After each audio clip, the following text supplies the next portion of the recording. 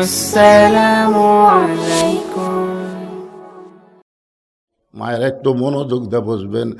খাদিজা বলতেছে, ইয়া রাসূলুল্লাহ, ওই জয়নাব যখন আমার পেটের মধ্যে ছিল তখন আমার পেটের বড় হয়ে গেছিল, পেটের ওজনও পর্যন্ত বেড়ে গেছিল। এই জয়নাব বড় মেয়ে যখন প্রসব হলো, আমি খাদিজা তখন প্রসব ব্যথায় বেহুশ হয়ে গেছিলাম। আমার দ্বিতীয় মেয়ে রোকেয়া যখন আমার পেটের মধ্যে আসলো, আমার পেট উঁচু হয়েছিল, পেটের ওজন বেড়ে গেছিল। এই রোকেয়া যখন জন্ম নিল তখন আমার প্রসব ব্যথা এত বেশি হলো।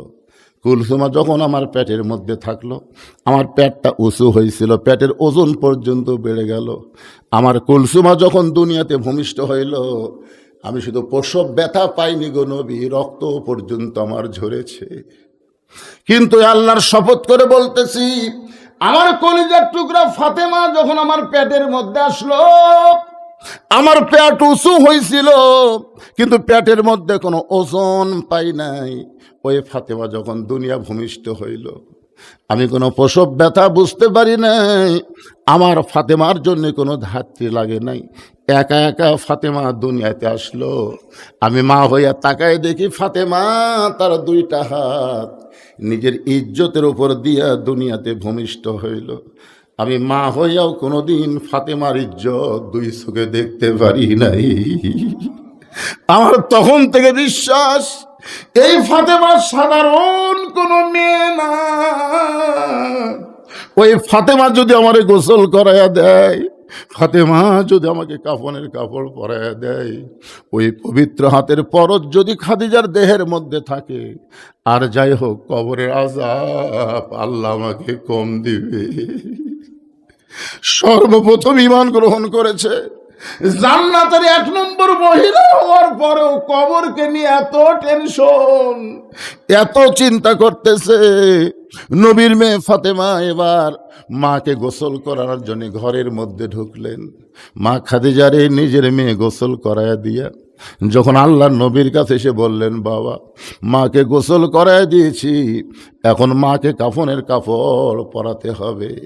আল্লাহ নবী আস্তে করে গিয়া ওই যত্ন করে রাখা ওই জুব্বাটা বের করে এনে ফাতেমার হাতে দিয়ে বললেন, মা এই জুব্বাটাই তোমার মাকে কাফনের কাপড় হিসাবে পরায়া দাও। ফাতেমা চোখের পানি বের করে বলে, বাবা মক্কার দোকানে কি নতুন কোনো কাপড় নাই? নতুন কোনো কাপড় না দিয়া এই পুরাতন জুব্বা কেন দিচ্ছেন বাবা? আমি শুনেছি আমার মায়ের মুখে, আমার মা যখন মক্কার সব চাইতে ধনবতী রমণী ছিল, আপনি তখন ছিলেন মক্কার সব চাইতে গরিব, আপনি অনাথ ছিলেন, আপনি এতিম ছিলেন। আমার মাকে আপনি ধনী রমণীকে বিয়ে করলেন, আমার মায়ের যত সম্পদ ছিল সব আল্লাহ রাস্তায় দান করে দিল। এরপরেও কি বাবা আপনি মক্কার দোকান থেকে নতুন কোনো কাপড় দিবার পারলেন না? এই পুরাতন জুব্বা কেন দিচ্ছেন বাবা? মা মরে যাওয়ার সঙ্গে সঙ্গে মায়ের প্রতি কি আপনার দয়া কমে গেল? আল্লাহ রাসূল বলে, ফাতেমা রে, এই জুব্বা আমি তোমার মাকে দিচ্ছি না মা, এই জুব্বা আমি তোমার মাকে দিচ্ছি না, বরং তোমার মা এই জুব্বা আমার কাছে চাইছে।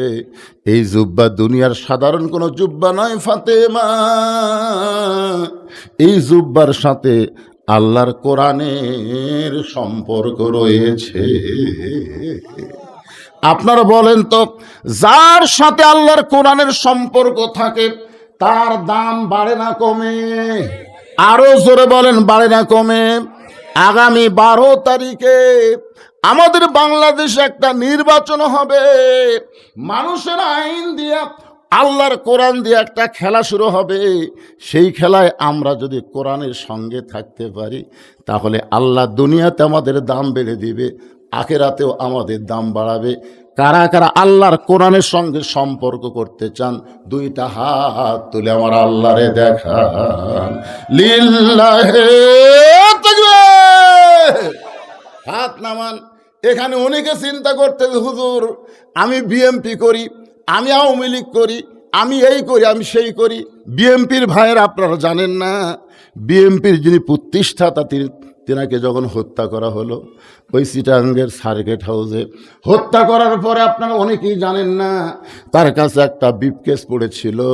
সবাই মনে করেছিল ব্রিফকেসের মধ্যে অনেক ডলার আছে, অস্ত্রপাতি থাকতে পারে, ব্যাংকের চেক থাকতে পারে, না জানি কি অমূল্য সম্পদ আছে দুনিয়াবি। এইটা মনে করে চিটাগাঙ্গে ব্রিফকেস খোলে নাই। ওই ব্রিফকেস ঢাকায় নিয়ে এসে যখন খুললো, গোটা ব্রিফকেস খুলে দেখা গেল দুইটা মাত্র জিনিস, একটা হলো জায়নামাজ আর একটা হলো আল্লাহর কোরআন। একটা হলো জায়নামাজ, একটা হলো কোরআন। শহীদ প্রেসিডেন্ট জিয়াউর রহমান যে কত বড় আল্লাহর ওলি ছিল, তিনি ধর্ম নিরপেক্ষতাকে কবর দিয়া বিসমিল্লাহির রহমান রহিম দিয়া সংবিধানের শুরু করলো। ইসলামী মূল্যবোধের সরকারকে গঠন করে সর্বদলীয় একটা দল সৃষ্টি করলো। জোরে কোন কথা বল না কেন ভাইজান? তার স্ত্রী বেগম জিয়া গোটা পৃথিবীর ভিতরে এখন পর্যন্ত যত জানাজা হয়েছে, বেগম জিয়ার মতন মানুষ কারো জানাজাত হয় নাই। শহীদ জিয়ারও হয়েছে, তখন মিডিয়া ছিল না, মানুষ এত প্রচার পায় নাই, কিন্তু বেগম জিয়ার জানাজায় এত মানুষ হলো, আলেম ওলামা হলো। অনেকে হিসাব করে বলেছে 2 থেকে 2.5 লক্ষ আলেম পর্যন্ত তার জানাজায় সামিল হয়েছিল। এটা কেন হয়েছে ভাই? কারণ যতদিন তিনি ছিলেন ক্ষমতার চেয়ারে, আল্লাহ দিয়েছিল কোন আলেমদের হাতে কোনো দিন তিনি হাত করা পড়ান নাই। তিনি আলেমদের সম্মান করেছেন। তাই বলবো বিএনপি করো আর যেই দলই করো, আমরা কোরআনের মাহফিলে এসেছি এই কোরআন শুধু ওয়াজ শোনার জন্য না, বাস্তবে আল্লাহর কোরআনকে আমরা গ্রহণ করতে চাই। জোরে বলেন কথা ঠিক কি না? কোরআনের সঙ্গে সম্পর্ক রাখলে তার দাম বাড়ে না কমে। একই গাছের কাঠ দিয়ে 3টা জিনিস বানাইছে, একই গাছের কাঠ দিয়ে 3টা জিনিস বানাইছে। একটা হলো সোফা, একটা হলো খাট, আর একটা হলো রেহাল। একই গাছের কাঠ দিয়ে 3টা জিনিস বানালো, একটা সোফা, একটা খাট, একটা রেহাল। আপনারা বলেন তো, খাটের সাথে মানুষের সম্পর্ক, খাটের দাম বাড়বে না? সোফার সাথে মানুষের সম্পর্ক, সোফারও দাম বাড়বে না। কিন্তু রেহালের সাথে আল্লাহর কোরআনের সম্পর্ক, যার কারণে রেহালের দাম আল্লাহ বাড়াইয়া দিল। এরকম তাকের উপরে কোরআন শরীফ আছে রেহালে, বুঝছেন? কাঠের রেহালের উপর কি আছে? কিন্তু কোরআন শরীফ লিবার যে হঠাৎ ভুল বশত রেহাল পায়ের কাছে পড়ছে, ইচ্ছা করে ফালাইনি, ভুল বশত পড়ছে, ওই রেহাল তুলে 3বার চুমা খাচ্ছে। রেহাল বলতেছে, কে রে খাট, এ সোফা, একই গাছের মধ্যেই তো আমরা 3 জন। আমি পায়ের কাছে পড়ে গেছি, হামাক তুলে 3বার চুমা খেলো, তোর কে 2 জনের খবর কি? খাট বলতেছে, ভাই আমাকে লাত্তানার জন্যই বানাচ্ছে রে। সোফা বলতেছে, আমার গো লাত্তি খাওয়ার জন্য। তাহলে কি বুঝলেন?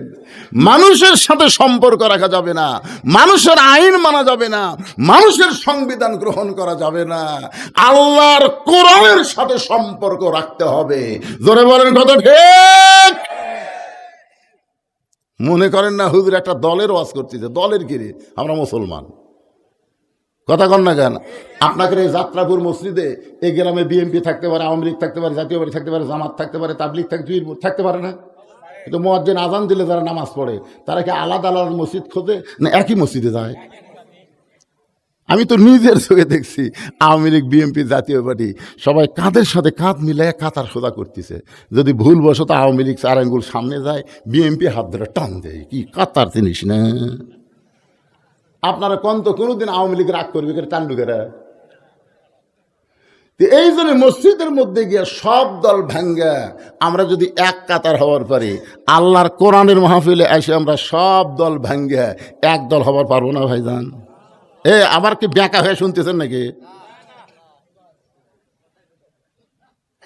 এতগুলো মরদ মানুষ কথা কয় না, খালি মেয়ে মানুষ শুনবার চলে চিল্লা উঠল হনি। আমাকে এলাকায় 2 দল মানুষ খুবই আস্তে কথা কয়।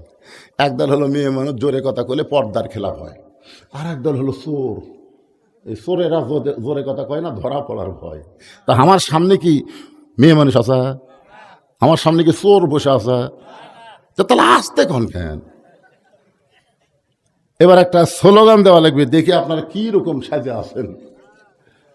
গলা খাকারে দেন। আগে স্লোগান দেওয়ার আগে আয়াতটা তেলাওয়াত করবো, বুঝছেন? আয়াত ছাড়া আবার স্লোগান দিলে কেউ হুজুর এটা পালকুটি। আয়াতটা হলো অনুনাজ্জিলু মিনাল কুরআনি মা হুয়া শিফাউ ওয়া রাহমাতুল লিল মুমিনিন।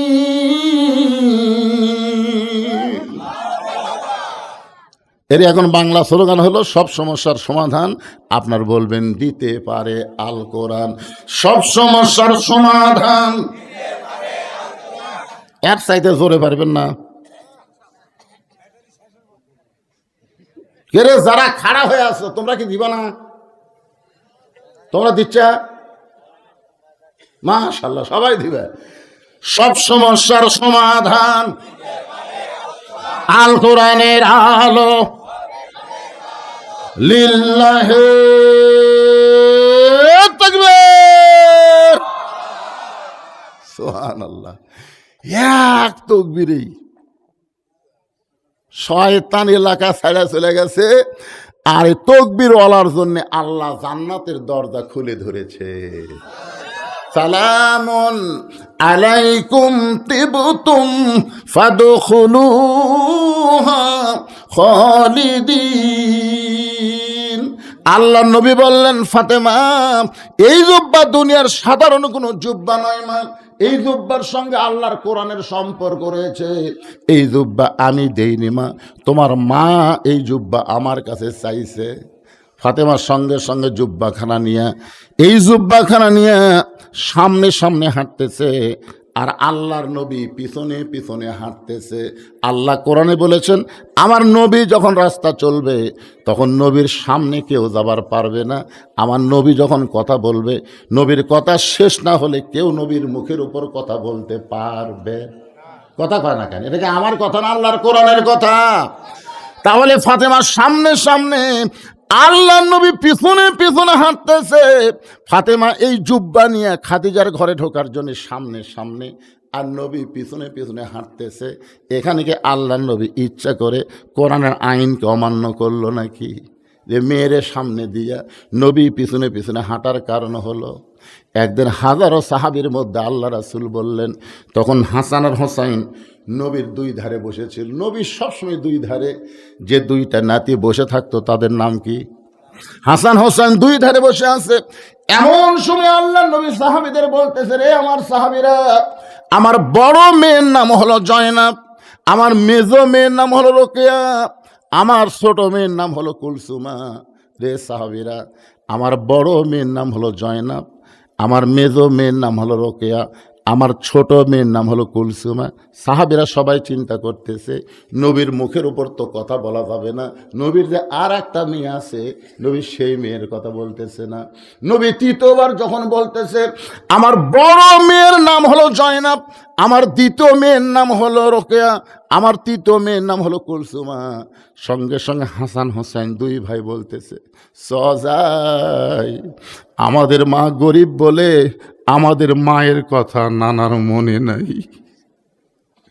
নানা তিনবার তিনটা মেয়ের কথা বলে, কিন্তু আমাদের মা গরিব বলে আমাদের মায়ের কথা কয় না ভাই, আমরা আর এখানে থাকবো না।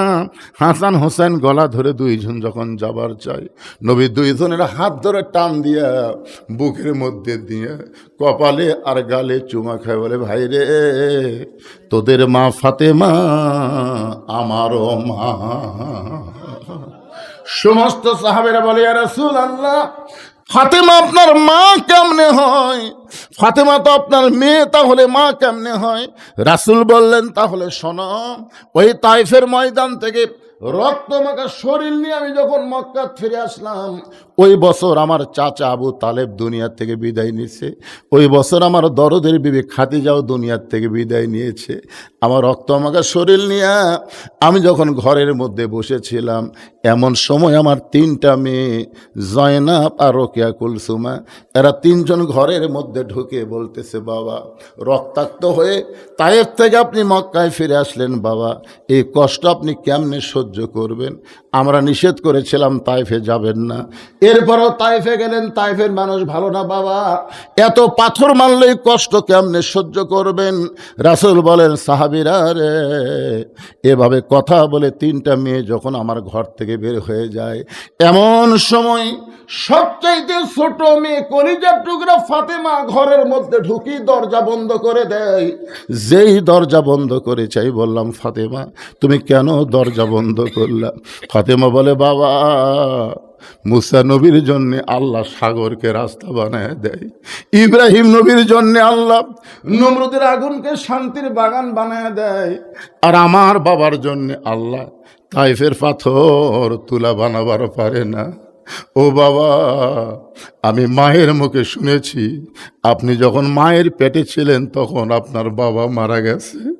আপনার যখন 6 বছর বয়স তখন আপনার মা মারা গেছে। বাবা, আমি মনে করেছিলাম আল্লাহ আপনাকে দেখবার পারে, কিন্তু আজকে দেখতেছি আপনি তো আপনার কাজে যাননি বাবা, আপনি তো আল্লাহর কলেমার দাওয়াত নিয়ে তাইফে গেলেন। তাহলে আল্লাহর কাজ করতে গিয়ে আল্লাহ আরামে বসে আছে, আর আমার বাবার দেহ রক্তাক্ত হয়ে গেছে, আমার কলিজা দিয়ে রক্ত ঝরতেছে। রাসূল বলে, সাহাবীরা রে, ফাতেমা যখন বলতেছে আমার কলিজা যে রক্ত ঝরতেছে, হঠাৎ ঘর থেকে পাগলির মতন বের হয়ে যায়। আমি তাকায় দেখি উনানে পানি গরম করে জয়তুনের তেল গরম করতেছে, ঘরের মধ্যে আবার ঢুকে দরজা বন্ধ করে এক টানে আমার মাথা উরাতের মধ্যে নিয়ে আমার গায়ে রক্ত মাখা জুব্বা খুলে যত জায়গায় তাইফবাসী পাথর মারছে, সাহাবীরা রে শোনো, ওই গরম পানির মধ্যে নরম কাপড় চুবড়ায়া চুবড়ায়া আমার গোটা দেহ পরিষ্কার করে দিয়া ওই নরম আঙ্গুলের মধ্যে জয়তুনের গরম তেল নে যখন মালিশ করে দেয়, আমি নবী আর নবী নেই। ফাতেমার উরাতকে বালিশ বানায় কখন যেন ঘুমায় গেছি। ওই ঘুমের ঘরে আমি স্বপ্নে দেখি আমার মা আমেনা আমার শিওরের পাশে দাঁড়ায় আছে। এত বছর পরে মা আমেনাকে দেখে আমি বললাম, মা আইসেন যখন আর আপনাকে যাইতে দিব না। আমি স্বপ্নকে বাস্তব মনে করে যখন আমার মায়ের হাতটা চাইপা ধরেছি, এমন সময় ফাতেমা আমার কপালে চুমা খায়।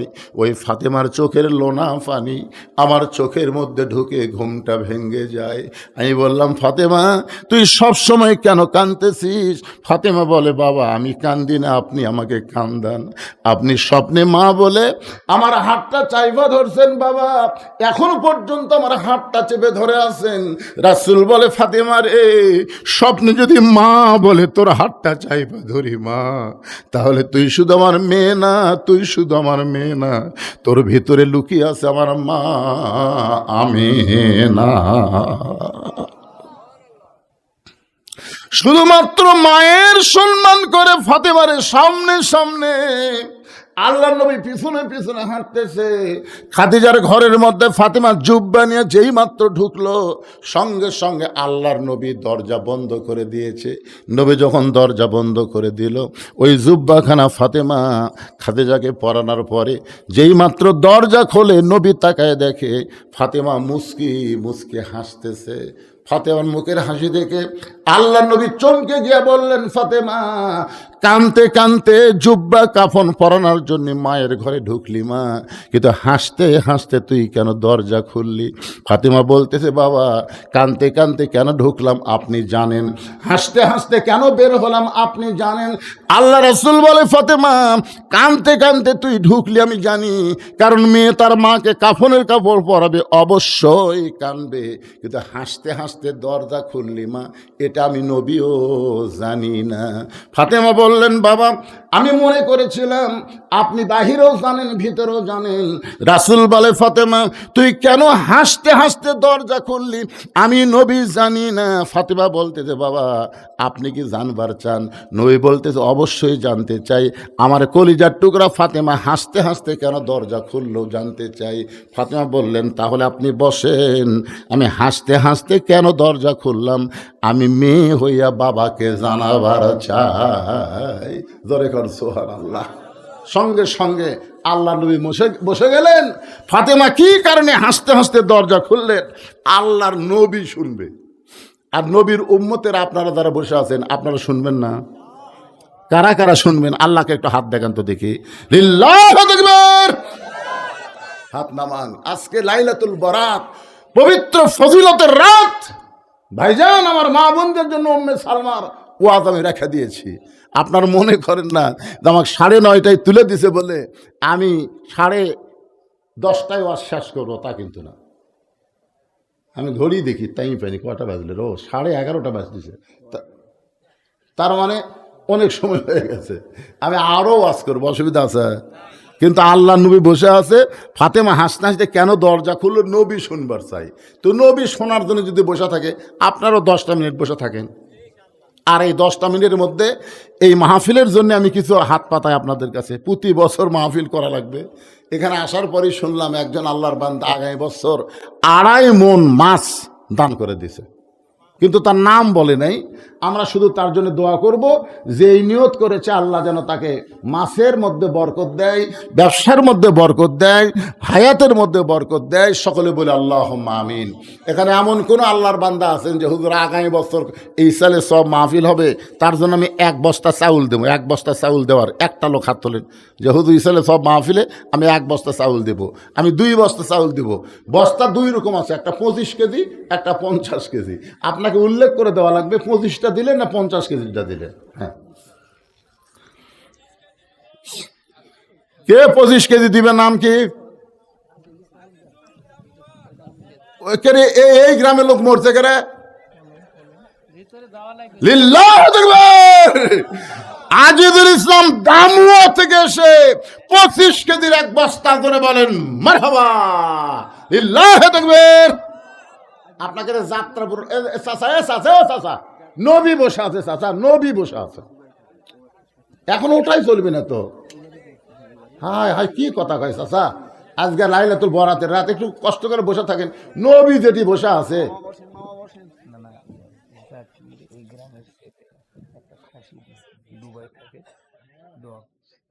মুরব্বী চাচা, এই যে চাচা, চাচা মন খারাপ, পেশাব লাগছে নাকি?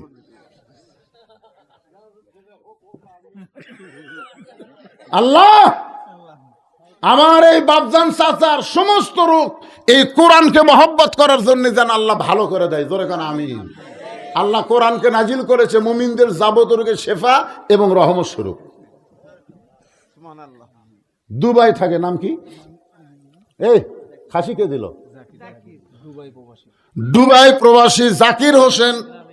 এই গ্রামের সন্তান ইসালে সাহাবে একটা খাসি, জোরে বলেন মারহাবা।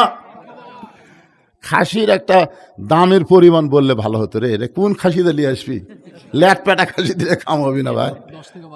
10 টাকা, এইবার বোঝা গেল মোটামুটি 10 থেকে 12,000 টাকার একটা খাসি। কি খুশি না বেদার? হ্যাঁ, মান্নান বন তৈরের আব্দুল মান্নান 500 টাকা দান করবে। আল্লাহ মান্নানের দানকে আল্লাহ দিয়ে দিছে। সেটা আমার হাতত দেওয়া লাগবে রে পাগলা, এটি দেওয়া লাগবে না, টেস্ট ফাঁকা হয়ে আসরে। যারা নগদ দিবার পারবেন না, আগামী বছর মাহফিলের আগ দিয়ে দিবেন। এরকম লোকেরাও বাকি লেখায় দিবেন। কাগজ কলম আছে ভাইজানেরা? কাগজ কলম? আচ্ছা ঠিক আছে। এই যে আব্দুল মান্নানের 500 টাকা পাওয়া গেল। যাদের বাপ মা কবরে গেছে, যাদের বাপ মা কবরে গেছে, আজকে লাইলাতুল বরাতে বাপ মার কবরকে জান্নাত বানানোর জন্য এই মাহফিল একটা কোরআন শরীফ বাবদ, একটা কোরআন শরীফ বাবদ 500 টাকা দান করবেন। একটা কোরআন দান করার সওয়াব আল্লাহ আপনার বাপ মার কবরে দিয়ে দিবে। পৃথিবীর শ্রেষ্ঠ দান কোরআন বাবদ দান। কোরআন শরীফ বাবদ 500 টাকা দিবেন লগদ। এই কোরআন শরীফ কিন্তু বাকি বিক্রি হবে না, এটা লগদে লগদে। আসেন আল্লাহর বান্দা যাদের বাপ মা কবরে গেছে, মাশাল্লাহ মাশাল্লাহ, বাপ মা মারা গেছে, 2 জনে মারা গেছে। আরে কি ছেলে মানুষ, 2 জন বাপ মা 2 জনে মারা গেছে। বাপ মার রুহের মাগফিরাতে কোরআন শরীফ বাবদ 500 টাকা দান করেছে। আল্লাহ বাপ মার কবরকে জান্নাতের টুকরা বানায় দেন। জোরে বলে আমিন। লগদগুলো লেখার দরকার নাই, লগদ লেখার দরকার নাই, খালি বাকিগুলো আপনারা লিখবেন। এই নগদ দেওয়ার 500 টাকার লোক নাই, একটা কোরআন শরীফ দান করার সব আল্লাহ আপনার বাপ মা দাদাদের কবর দিবে। লাইলাতুল বরাত ফজিলতের রাত, দান করবেন, কত সব হবে জানেন? মাশাআল্লাহ। কি নাম বাবা জানেন? তুমি না চাউল দিলে?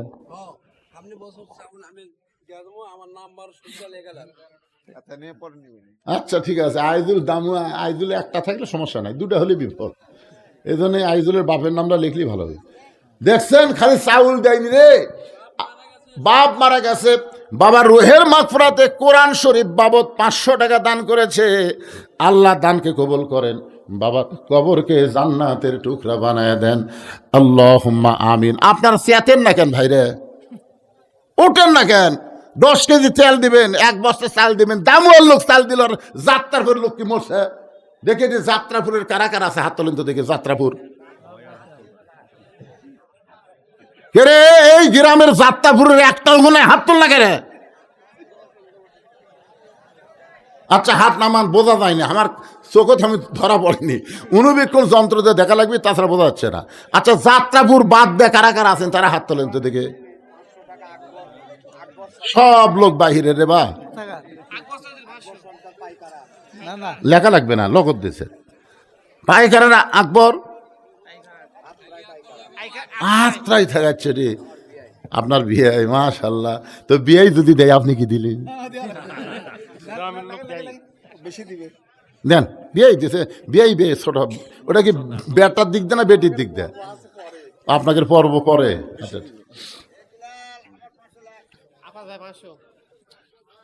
দেখছেন, আত্রায়ের বিয়ে এসে কোরআন শরীফ বাবদ 500 টাকা নগদে দান করেছে। পিছনে হাঁটে কে রে? এখন হাঁটে কে রে? রাস্তা বন্ধ করে দাও তো। এই ছেলে যারা দাঁড়ায় আছো, একটা লোক যেন ফেরত যাবার না পারে। নবী বসে আছে,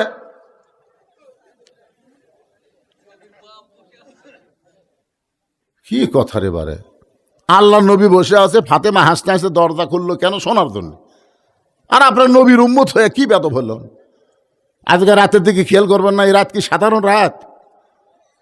ভাইজান একটু খুশি খুশি বলেন ভাই। নগদ যদি না পারেন, বাকি 1000 2000 কারা কার দেবেন একটু লিখে দেন তো। 10 কেজি তেল দেওয়ার কোনো লোক নাই যে হুজুর আগামী বছর ইসরায়েল সব আমি 10 কেজি তেল দেবো? একটা লোক হাত তোলেন। কোন সাইটে রে বা? নাম কি ময়না? নাম কি কো?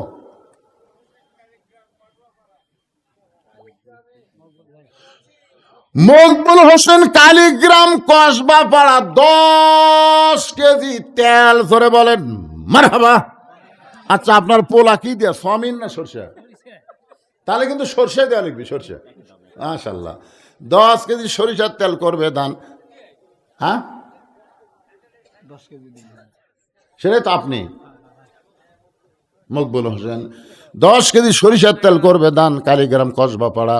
আল্লাহ দানকে কবুল করেন, আল্লাহুম্মা আমিন। বেটা অসুস্থ, আইজুর রহমান 10 কেজি পেঁয়াজ 100 টাকা নগদে করছে দান। আমরা দোয়া করে দিলাম, আল্লাহ বেটাকে যেন সুস্থতা দান করে। জোরে কন আমিন। সবাই বলে আল্লাহুম্মা আমিন। দেন, আপনাদের মধ্যে 10 কেজি 20 কেজি পেঁয়াজ দেওয়ার লোক নাই? আজিদেরই দোকান আছে, তো সব নেবেন ওর কাছ থেকে। এই গ্রামে আজকে মাহফিল শুনবার আছেন, এই গ্রামে শ্বশুর বাড়ি একটা জামাই আছেন? আপনাদের মধ্যে কি একটা জামাই আছে? দেখেন তো, একটা জামাই। শ্বশুরের গ্রামে ওয়াজ শুনবার আছেন, একটা জামাইও মাহফিল আসেননি।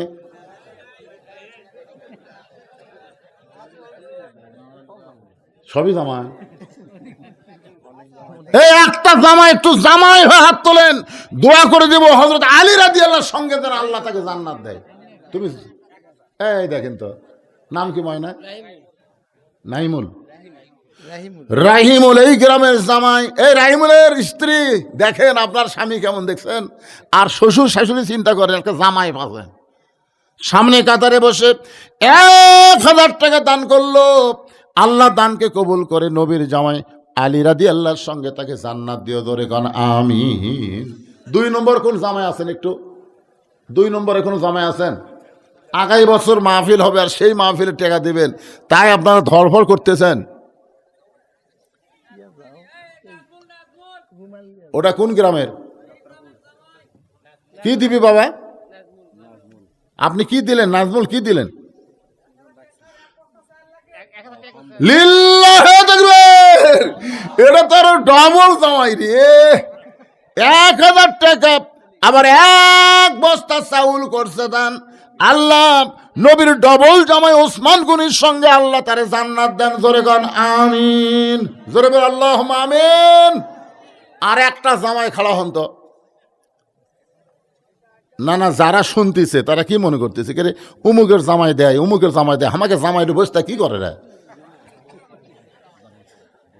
আর জামাই নাই?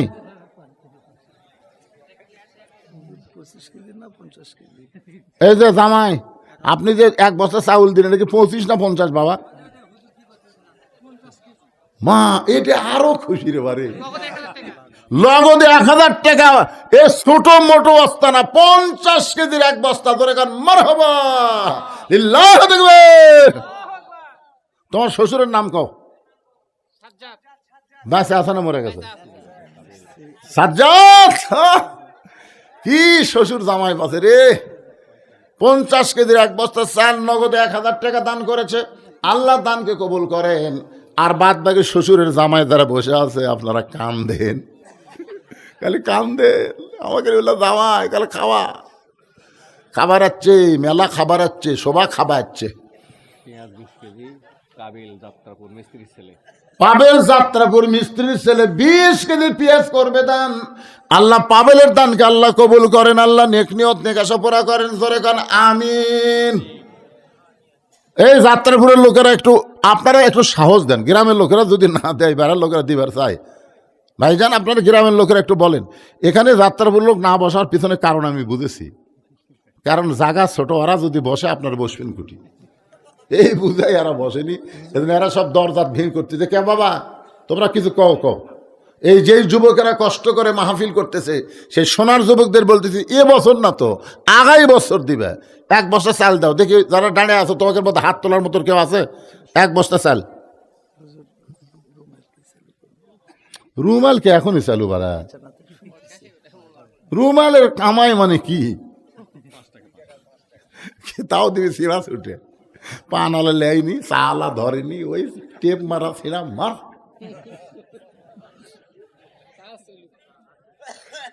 আল্লাহ কোরআনে বলেছেন যে মানুষ এরকম ফাঁকি দিবে, সেদিন আল্লাহ বলেছে লাল তানালুল বিররা হাত্তা তুনফিকু মিম্মা তুহিব্বুন। তোমার পকেটে যে কয়টা টাকা আছে না, তার মধ্যে যেই টাকা তুমি বেশি মহব্বত করো ওটা তুমি দাও। এখন যদি 100 টাকা লোড থাকে, 500 টাকা লোড থাকে, 200 টাকা লোড থাকে, আপনি কোনটা 3টার মধ্যে কোনটার ওপর মহব্বত বেশি? কথা কয় না। ওই 500 দিলে আল্লাহ কবুল করবি, 500 সাইড করে তুই 100 দেন, আল্লাহকে আমার টাকাও পড়েনি, তোর টাকার দরকার আমার। কারণ আমাদের কাছে যা কিছু আছে সব কে দিছে? আরো জোরে বলেন। আবাদ পুকুর এলাকায় প্রথম যখন আমি ওয়াজ করতে আসতেছিলাম, আপনাকে অনেকের মনে আছে অনেকের মনে নেই, একটা ভাঙ্গা মোটর সাইকেল দিয়ে ভাই, তখন তো রাতের বেলা যাওয়ার পারতেছিলাম না, সকালবেলা আমি যাচ্ছিলাম। তবে দাওয়াত দেওয়ার আগে সত্য দিচ্ছিলাম, সকালে আমার মোটর সাইকেল চালু হয় না, কমপক্ষে 200-300 গজ ঠেলা লাগবে, যদি ঠেলা পারিস তো দাওয়াত দে। তখন ওই সকালে যখন বিদায় নেবো, মুড়ি টুড়ি মাকে খিলে আমার কয় হুজুর এখন আপনি যাবেন, কী করো ভাই এখন যাই। তখন ওরা 2-3 জন আমার পিছনে ঠেলে, হুন্ডে ঠেলে, ঠেলতে ঠেলতে 2-1 দিন চালু হয় না, এতই ঠান্ডা হয়ে গেছে, চালু তখন হয় না, তখন কি এই ভাঙ্গা হুন্ডা লাগ দাওয়াত দিয়ে যাবি না রে, আর হুন্ডা ঠেলতেই কাম সারা। আর যদি চালু হয় বট বট বট চালু হয়। আমি সেই সময় থেকে ওয়াজ করতেছি, বুঝলেন। আমি সারা জীবন যত টাকা কামাই করছি, যারা দাওয়াত দিবার যায় তারা যায় নিজের চোখে দেখে আসে। 12 শতক জায়গার থেকে 235 শতক জায়গার উপরে মসজিদ, মাদ্রাসা, ইতিমখানা, কমপ্লেক্স, সাইদি হুজুরের কনফারেন্স হল এবং মহিলা মাদ্রাসা 3 তলা। একটা টাকাও কারো থেকে দান সদকা নেওয়া হয় না, সমস্ত টাকা হলো আপনারা ওয়াজের পরে যা দেন, এইটা দিয়ে আমি এগুলো তৈরি করি। কারণ ওসমান গনির জীবনী পুরো দেখছি। আল্লাহ নবী ওসমান গনি ডাক দেব, ওসমান আল্লাহ তোমাকে কত সম্পদ দিয়েছে তুমি হিসাব জানো? ওসমান গনি বললেন, ইয়া রাসূলুল্লাহ, আমাকে আল্লাহ যত সম্পদ দিয়েছে এই সমস্ত সম্পদ যদি গুদামে রাখি, এই গুদামে তালা দিয়ে ওই তালার চাবি টানতে একটা উট হিমশিম খায়, তাহলে কতগুলো গুদাম, গুদাম ভর্তি মাল, গুদামে তালা দেয়া ওই তালার চাবি টানতে একটা উট হিমশিম খায়। রাসূল বলে, ওসমান আল্লাহ যদি তার সমস্ত সম্পদ ফেরত চায় তুমি কি করবা? এই কথা শোনার সঙ্গে সঙ্গে ওসমান গনি মারছে দৌড়। সাহাবীরা বলতেছে রাসূলুল্লাহ, এই কথা শুনে ওসমান গনি দৌড় মারলো ভয়ে না কি জন্য। রাসূল বলে তদন্ত না করে কোনো কথা বলা যাবে না। কিছুক্ষণ পরে সাহাবেরা সবাই নবী সহ তাকায় দেখে ওসমান গনি ওই চাবি বহনকারী উটটা রশি ধরে টেনে টেনে নবীর কাছে এনে বলতেছে ইয়া রাসূলুল্লাহ, শুধু গুদাম নয়, গুদামের মাল নয়, গুদামের তালা এবং গুদামের চাবি বহনকারী উটটাও পর্যন্ত আমি আল্লাহকে দিয়ে দিলাম। সঙ্গে সঙ্গে নবী বলেন আল্লাহ, ওসমান সব কিছু তোমাকে দিয়া দিল। ওসমান তো নিজের জন্য কিছুই রাখলো না। আল্লাহ বলে হাবিব, কে বলে ওসমান নিজের জন্য কিছু রাখে নাই? ওসমান নিজের জন্য আল্লাহ এবং নবীকে রেখেছে। একজন মুসলমানের জন্য আল্লাহ নবী ছাড়া অন্য কিছু দরকার আছে? আর পকেটের টাকা থেকে আপনি দিচ্ছেন না, না দিলেন না দেন, জাগা মতো টাকা ঠিকই যাবি। কি কোন টাকা থাকবি, হয় ডাক্তার খাবি, না হয় ইবির ধান লাগাবেন, মরা শীষ ভরাবি, খালি খালি ওষুধ মারবেন। আর আজকে খালি দান করেন, আজ সদকা তু তারুদ্দুল বালা, দান সদকা করলে বালা মুসিবত আল্লাহ সব দূর করে দিবে। এবার এ ওয়াজ শোনার পরে একটা বস্তা চাউল দেওয়ার লোক নাই, এই সাইডে একটা লোক নাই। রফিকুল ইসলাম 5, আপনার একটা কবেন তো গোপন থনকে, রফিকুল ইসলাম 5 কেজি রসুন করবে দান। আল্লাহ রফিকুল দানকে আল্লাহ কবুল করেন, আল্লাহ নেক নিয়ত নেক আশা পুরা করেন, আল্লাহুম্মা আমিন। কে দিল?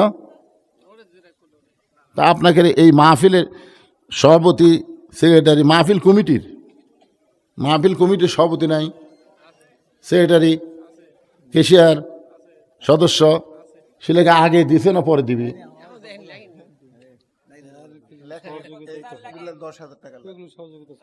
তো তাহলে চাওয়ার দরকার কি? তুমি আবার দিবে? ও আচ্ছা। মুজাফফর বাড়ি কোন জায়গা পায় না? এই যাত্রাপুরের মুজাফফর কেবল স্মৃতিছে, ঈদের সামনে বসে আছে, মানে কি যে বুঝতে দেবে। 1 বস্তা চাউল 25 কেজি, ধরে বলেন মারহাবা। হ্যাঁ, তো আমার ভাই বলতেছে এই যাদের নাম বললাম, সভাপতি, সেক্রেটারি, কেশিয়ার, সদস্য, এনাকের সাহায্যই তো হয়। তো ইনারা দিয়েই যদি হয়, তাহলে বাইরের লোকের থেকে টাকা চাওয়ার দরকার কি? পারবেন না আপনারা প্রতি বছর বাপ মায়ের রোহের মাগফিরাতের জন্য একটা ইসালে সব মাহফিল করতে? আপনারা পারবেন না? এই গ্রামে বহু ইঞ্জিনিয়ার, বহু ধনী লোক আছে, ইচ্ছা করলে কিছুই না ভাইজান। এই গ্রামে কোনো প্রবাসী নাই, এই গ্রামে কোনো প্রবাসী নাই। একটা প্রবাসীর বাপ ভাই চেতে রাখে রে, এরা বাইরে কি কষ্টে আছে। খালি দান করেন, দোয়া করে দেব আল্লাহ এই লাইলাতুল বরাতের রজনীর ওসিলায় প্রবাসে যারা আছে তাদের শরীর কেলা যেন ভালো রাখে, কামায় যেন আল্লাহ বেশি বেশি বরকত দিয়ে দেয়। কি কোন আজকে দোয়া আল্লাহ কবুল করবি না? হ্যাঁ, এই গ্রামের জামাই ভুট্টু। কে বাবা ভুট্টু? তোমার ভালো নাম কি ময়না? ভুট্টু করে ডাকে। এই গ্রামের জামাই ভুট্টু মিয়া 50 কেজি চালের একটা বস্তা, ধরে বলেন মারহাবা। হ্যাঁ, এখন এই মাহফিল কমিটির ছেলেদেরকে বলবো, তোমরা ব্যাগ এখন ভেতর যাও, 10 টাকা, 20 টাকা, 50 টাকা, 100 টাকা, যিনি যা পারবে আল্লাহর হস্তে দান করবেন। দানকারী গো পিতা মাতা, সুখে রাইকো কবরে, নূরের টুপি পরা ইয়া, উঠাবেন রোজ হাসরে।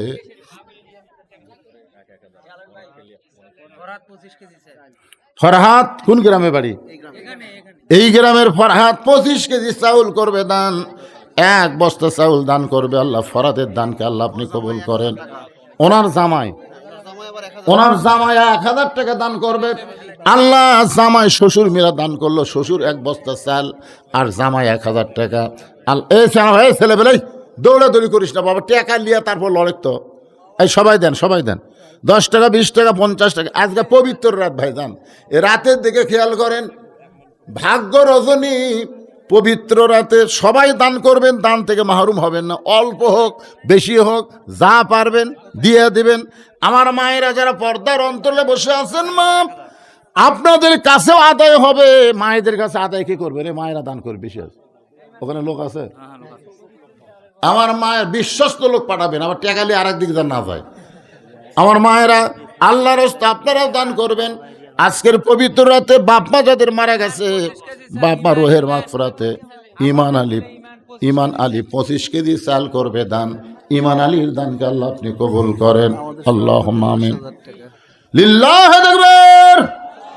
আজকের মাহফিলের সম্মানিত সভাপতি সাহেব 10,000 টাকা ধরে বলেন মারহাবা।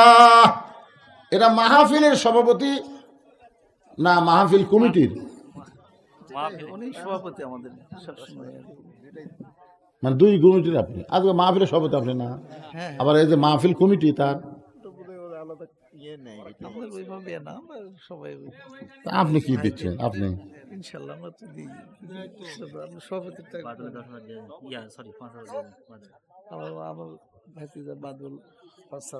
আপনার ভাতিজা বাদল জি,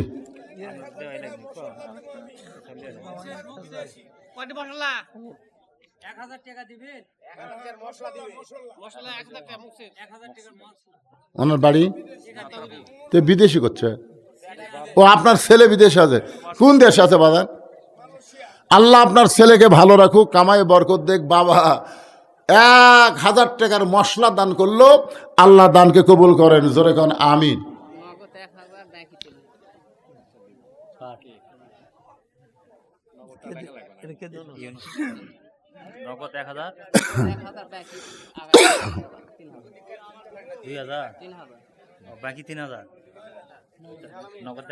দেন নগদ থেকে কেটে দেন।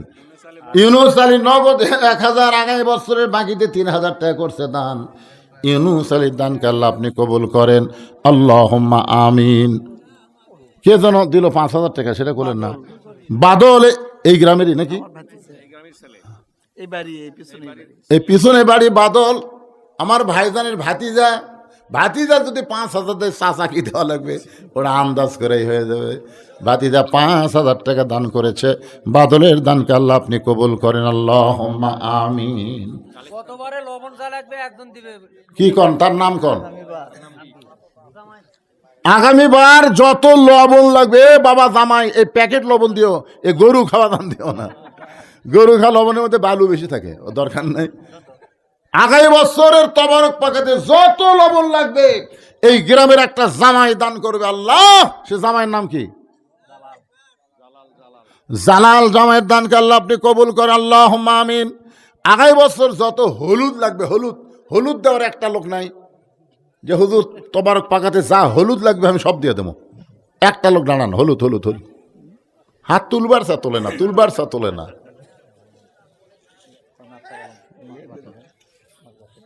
আমাদের সহসভাপতি আক্তার আলম, 5,000। বিলাল বিশেষ অতিথি যারা কাছাকাছি আছে, ওনার নামটা কি? আক্তার আলম আজকের মাহফিলের সম্মানিত বিশেষ অতিথি সাহেব 5,000 টাকা ধরে বলেন মারহাবা। কে রে, হলুদ দেওয়ার একটা লোক নাই? কে জানালেন? কি নাম বাবা?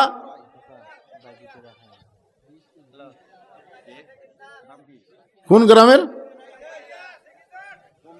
সেকেন্ডবার বুঝলাম, গ্রামের নাম কি? মারিয়া,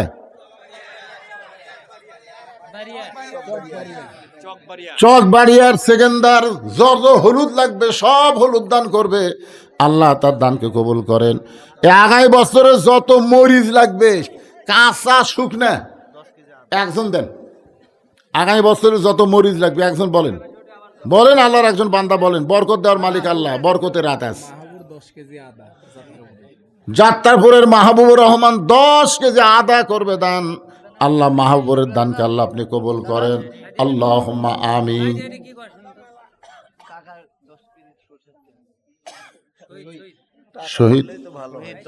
শহীদ 10 কেজি সরিষার তেল করবে দান। আল্লাহ শহীদের যাত্রাপুরের শহীদের দানকে আল্লাহ আপনি কবুল করেন, আল্লাহুম্মা আমিন।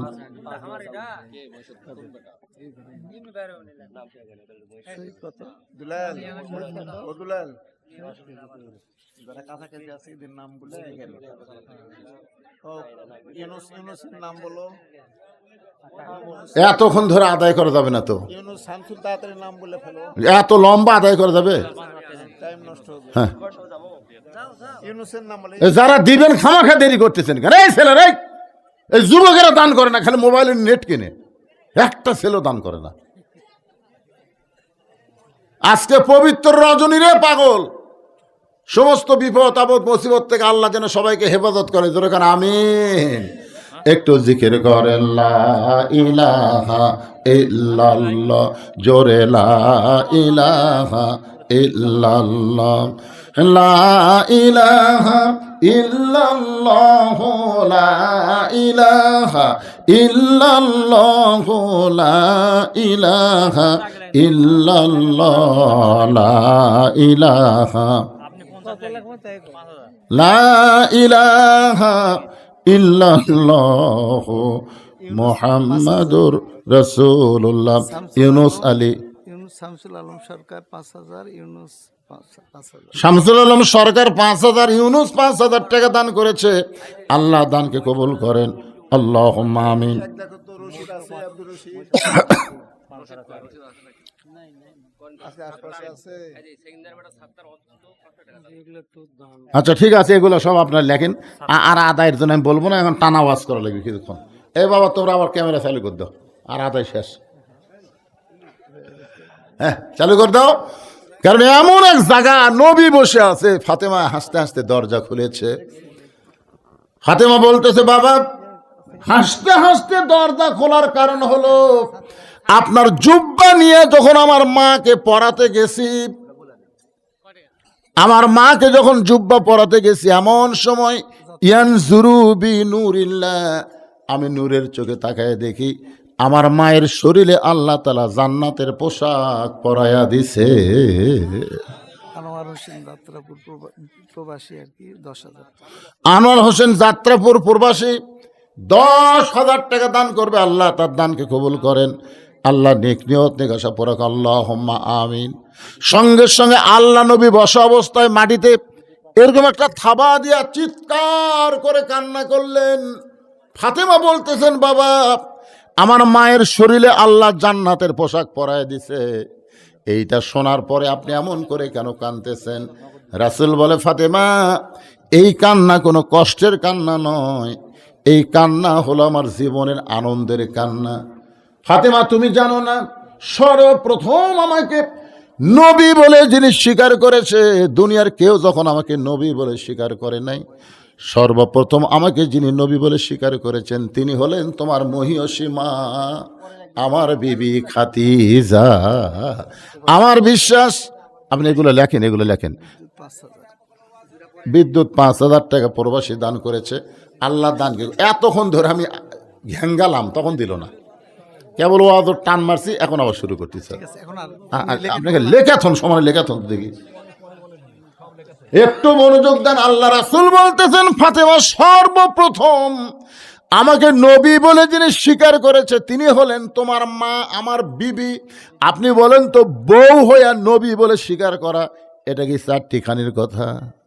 আমি যত বড়ই বক্তা হই আপনাদের কাছে হতে পারি, কিন্তু আমার বইয়ের কাছে, কারণ আমার সব কিছু জানে আমার বউ। কিন্তু খাদিজা সর্বপ্রথম নবী বলে স্বীকার করার কারণ হলো আল্লাহ নবীর ভিতরেও যা বাহিরেও তাই। এই কারণে আল্লাহ বলেছেন, লাকাদ কানা লাকুম ফি রাসূলিল্লাহি উসওয়াতুন হাসানাহ।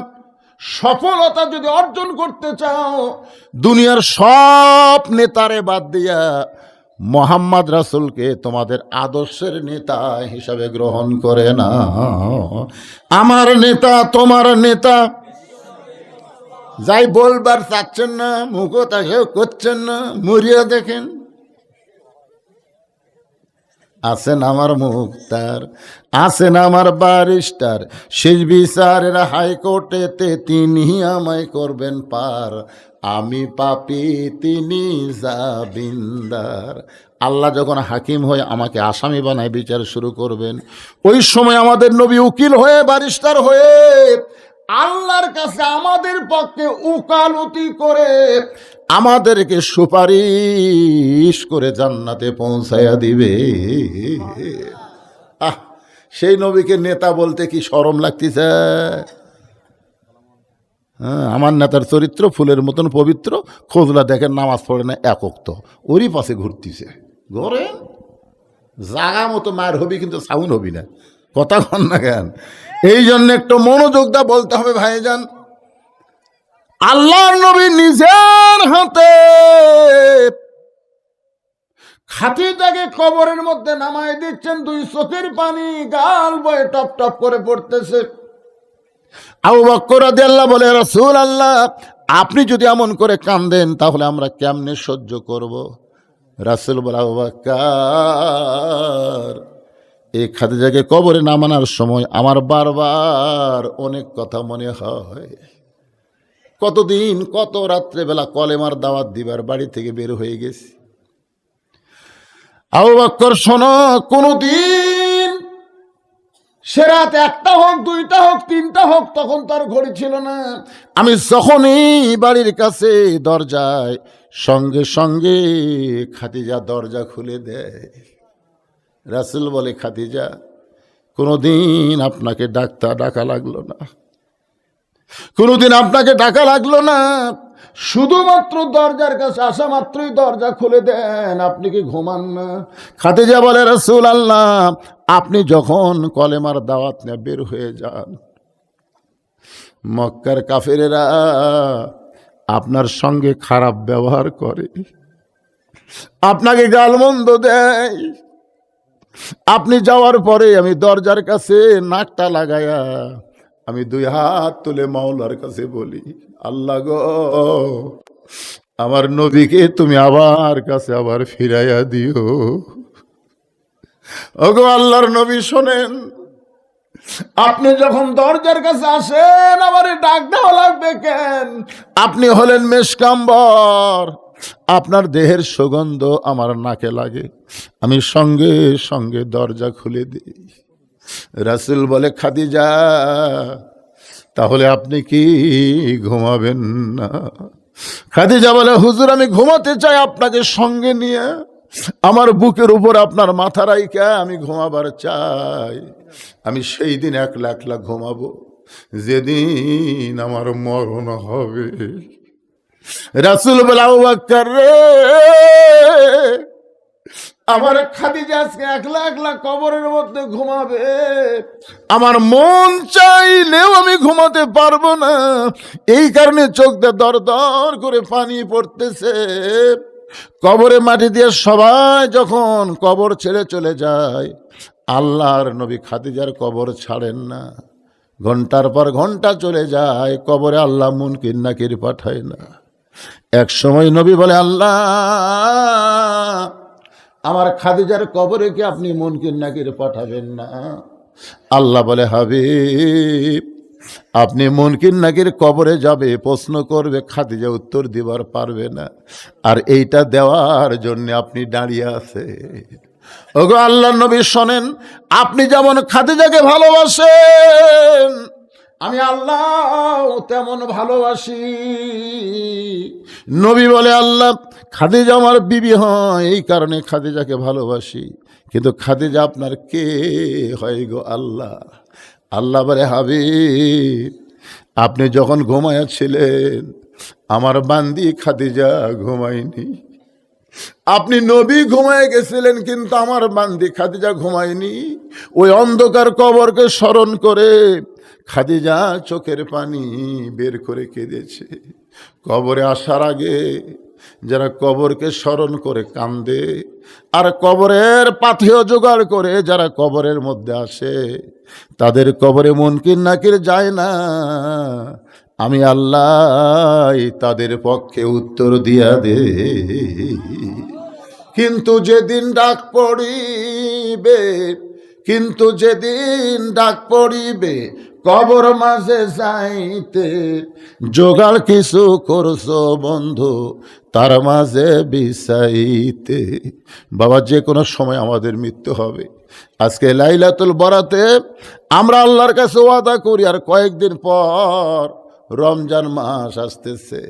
আল্লাহ রাসূল রজবের চাঁদ ওঠার সঙ্গে সঙ্গে বলতেন, আল্লাহুম্মা বারিক লানা ফি রজব ওয়া শাবান ওয়া বাল্লিগনা রমাদান। আমাদের রজব শেষ হয়ে গেল, শাবানের লাইলাতুল বরাত আজকে চলতেছে, আর কয়েকদিন পর রমজান মাস আসবে। আল্লাহ, আজকে পবিত্র রাতে তোমার কাছে দোয়া করি, রমজান পর্যন্ত আমাদের হায়াতকে তুমি বাড়ায়া দাও। আল্লাহ, রমজানের রহমত, রমজানের মাগফিরাত, রমজানের রাজাত আমাদেরকে দান করো। এই কোরআন নাজিলের মাস রমজান মাস, শুধু কোরআনের ওয়াজ শুনবো না, কোরআন মোতাবেক যেন আমরা চলতে পারি, এমন একটা ইমানি শক্তি আল্লাহ আমাদেরকে দান করে দাও। উম্মে সালমা বলতেছে, ইয়া রাসূলুল্লাহ, আমার 3টা শর্তের মধ্যে 1 নম্বর শর্ত হলো আপনি যে আমাকে বিয়ে করবেন, আপনি বিয়ে করার পরে আমি আপনার বউ হব। কিন্তু আল্লাহর নবী শোনেন, আমার স্বামী আবু সালামা একজন আপনার সাহাবী, আবু সালমা যে আপনার সাহাবী ছিল, আল্লাহ কোরআনে বলেছেন রাদিয়াল্লাহু আনহুম ওয়ারাদু আন যালিকা লিমান খাশিয়া রাব্বা। নবীর সাহাবী যারা বিনা হিসাবে জান্নাতি তারা। তাহলে আমার আগের স্বামী জান্নাতে গিয়া যদি ওয়ালা তাস্তাহি আনফুসুকুম, আল্লাহ কোরআনে বলেছে জান্নাতেরা যা চাবে তাই পাবে, তাহলে আমার আগের স্বামী যদি জান্নাতে আমাকে বউ হিসাবে চায়, তাহলে আপনার সঙ্গে বিয়ে বসে আমার কি লাভ হলো? আমার 1 নম্বর শর্ত হলো, আমি যখন জান্নাতে যাব তখন আপনার বউ হিসাবেই আমি জান্নাতে থাকতে চাই, আমার আগের স্বামীর বউ আমি হতে চাই না। রাসূল বললেন, তুমি কি পাগলি হইছ? নবীর সঙ্গে যাদের বিয়ে হবে তারা সবাই উম্মাহাতুল মুমিনিন হবে, তারা সবাই সমস্ত মুমিনদের মা হবে। অন্য কেউ তাদেরকে বিয়ে করা তো দূরের কথা, চিন্তা করারও সাহস কোনোদিন করতে পারবে না। উম্মে সালমা রে, তোমার 2 নম্বর শর্ত কি? উম্মে সালমা বলে, ইয়া রাসূলুল্লাহ, আমার 2 নম্বর শর্ত হলো, আমার আপনার সঙ্গে বিয়ে হওয়ার পরে আমার মাঝে মধ্যে হয়তো আগের স্বামীর কথা মনে হতে পারে, কারণ বিয়ের স্বামী আর লিকের স্বামী, যার সঙ্গে আমার বিয়ে হয়েছিল, কতদিন কত স্মৃতি, যদি তার কথা আমার মনে হয়, আমার মনটা যদি ভার হয়ে যায়, আপনি কিন্তু মন খারাপ করা চলবে না। রাসূল বলে, উম্মে সালমা শোনো, আমার সঙ্গে যখন তোমার বিয়ে হবে তখন তোমার আগে যে বিয়ে হয়েছিল এই কথা তোমার মনেই থাকবে না, কারণ আমি শুধু বিশ্ব নবী না, আমি হলাম পৃথিবীর শ্রেষ্ঠ স্বামী। জোরে কন্যা সুবহানাল্লাহ। উম্মে সালমা বলে, ইয়া রাসূলুল্লাহ, আমার 3 নম্বর শর্ত হলো, আগেকার স্বামীর পক্ষের একটা সন্তান আমার ঘরে রয়েছে, এই আমার সন্তান আপনার সঙ্গে বিয়ে হওয়ার পরে এতিম হয়ে যাবে, তারা দেখাশোনা করবে কে? কারণ তার বাপ মারা গেছে, এখন মায়ের কাছে থাকে, কিন্তু আমার বিয়ে যখন আপনার সঙ্গে হবে তখন আমার সন্তানের দায়িত্ব কে নিবে? রাসূল বললেন, আলাম ইয়াজিদিকা ইয়াতীমান ফাআওয়া। উম্মে সালমা রে, এতিমদের যে কত কষ্ট, এটা আমি নবীর চাইতে কেউ ভালো বোঝে না। রে উম্মে সালমা শোনো, আমার সঙ্গে যখন তোমার বিয়ে হবে, তোমার আগেরকার পক্ষের সন্তানের দায়িত্ব নিয়ে আমি বাবার দয়া দিয়ে লালন পালন করব।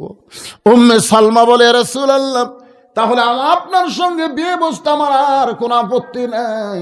উম্মে সালমার সঙ্গে নবীর বিয়ে হবে, কিন্তু আমাদের প্রশ্ন হলো, উম্মে সালমার মধ্যে এমন কি গুণ আছে যেই গুণের কারণে নবী তাকে বিয়ে করতে বাধ্য হয়ে গেল? উম্মে সালমার ভিতরে গুণটা কিছু না, গুণটা হলো উম্মে সালমার স্বামীর।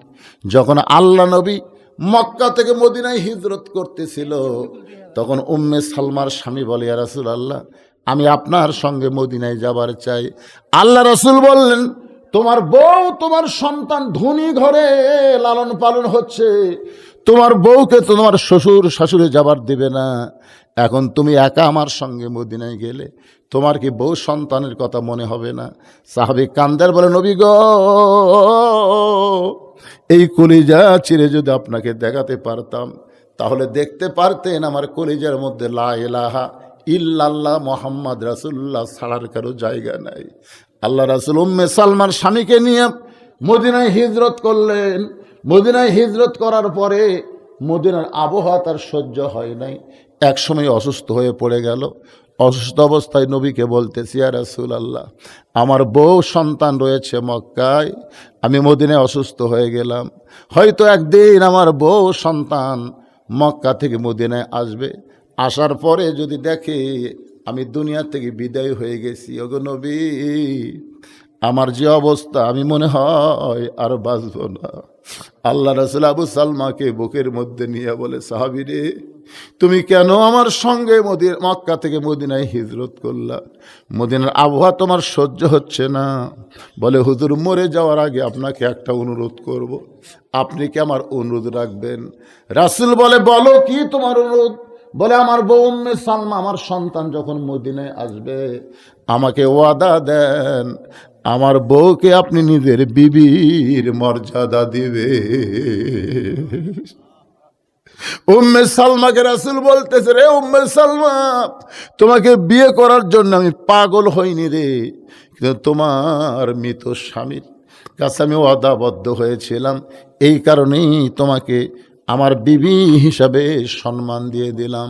বাজান, আজকের লাইলাতুল বরাতে রজনীর দিকে খেয়াল করে আমরা কবর, হাসর, মিজান, নানা ধরনের আমলের কথা শুনলাম।